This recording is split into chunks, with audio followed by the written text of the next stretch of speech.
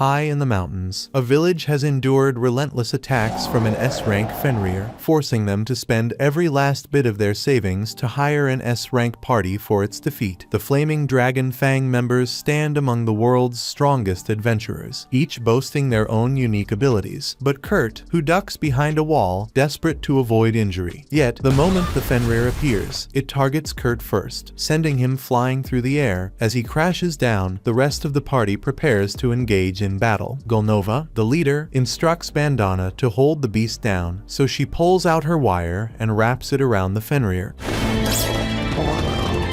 However, the creature's strength is overwhelming, and it hurls her into a wall. Fortunately, with a healer on their side, she's fully restored in seconds and quickly returns to the fight. She then anchors herself to a nearby tree, allowing Gulnova the perfect chance to target the Fenrir's head. He leaps into the air and ignites the beast with the flames of his magic blade. The villagers are overjoyed by Fenrir's defeat and, despite their poverty, throw a feast in honor of the party. However, Gulnova can't stand the shitty food and demands that Kurt cook him a proper meal instead. Bandana asks him for something special since today marks their final chance to enjoy Kurt's cooking. Kurt doesn't quite grasp what they're trying to say, so he turns to Gulnova for clarification, and Gulnova tells him that, starting today, he's being dismissed. Confused, Kurt asks if he did something wrong, but Gulnova explains that the issue isn't something Kurt did, but rather what he hasn't done. While Kurt takes care of the party's chores, beyond that, he's ineffective in battle.